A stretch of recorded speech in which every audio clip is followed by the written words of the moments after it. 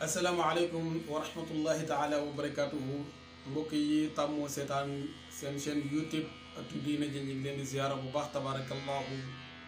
di ñëw ak yéen si benn thème boo xam ne thème bu am solo la mu mel ni farata la boo xam ni yàlla moo ko farataal si mboolem jullit waaye dafa mel ni farata boobu doomu aadama yëpp dañ kaa fàtte xamuñu sax nuñ koy defee te moo ne bokk na si ponk juróom yi nga xam ne moo tey lislaam te muy azaka mbokk yi azaka mooy lan mooy li nga xamante ne bi moom ngay génn si sa alal ba sa alal mën a sell ba sa alal mën a tedd ba sa alal mën a barke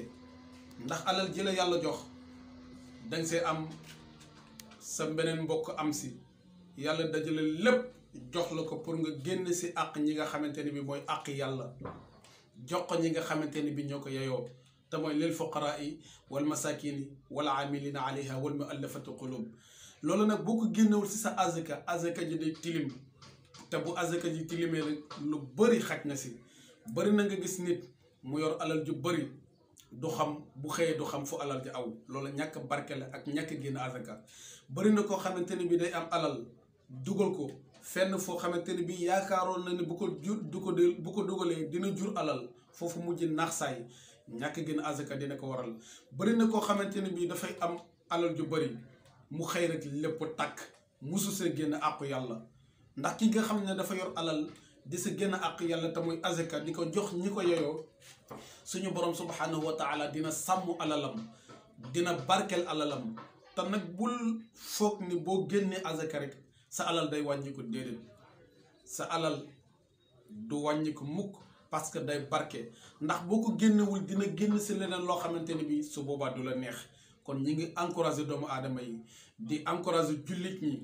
nañu génne azaka di ko jox ñi ko yeyoo di dem si imam yi di waxtaan ak ñoom seen alal yi ñu denc ren bi déwén laalu ñu si dara te mu mat nisab ñu génne ko jox ko ñi ko yeyoo ndax yàlla mën a barkeel seen alal yi yàlla mën a barkeel lépp loo xamante ne bi fale seen maanaam fépp foo xam ni fala seen alal ji dugg yàlla barkeel ko bu ko defee loolu lañ dem soññ mbokk yi nañu fonkaat azaka bu baax a baax ndax farata la bu yàlla farataal si ñun mu bokk si ponk juróom yi nga xam ne ñoo tey lislaam wasalaamu aleykum wa rahmatullahi taala wa barakatuhu kon mbokk yi yéen ñi nga xamante ne yéenay ànd ak ñun ci seen YouTube bi di Atu Diine ji tey li la leen seen bi andi loon di leen wax ngeen gën a partage vidéo yi waaye ngeen gën a abonné te bës cloche bi ngir lépp lu ñu dugal rek ngeen bokk ci ñi nga xamante ni ñoo koy njëkk a jot tabarakallahu bu leen fàtte tamit lépp loo leen gis ci vidéo yi ngeen bind ko ci commentaire yi parce que loolu dinañu dimbali ñu gën a mën a améliorer li nga xamante ne mooy scène bi ndax scène bi yéen a ko moom lépp loo leen am ci comme question loo leen bëgg xam ci seen wàllu diine wala ci wàllu ñaan wala lu mën a doon ñu ngi leen di wax tamit ngeen bind ko ci commentaire yi incha allah bu ñu ko liiree dinañ leen tontu waaye tamit dinañ leen jéem a indi solution buñ ko amul ñu dem wëri ko andi leen ko ndax yéen a tax ñu toog fii tabarakallahu kon ñu ngi leen di ñaanal suñu borom defal leen tawfiix ak taysir defal ñu saadatu daarayni wasalaamu aleykum wa rahmatullahi wa barakaatu.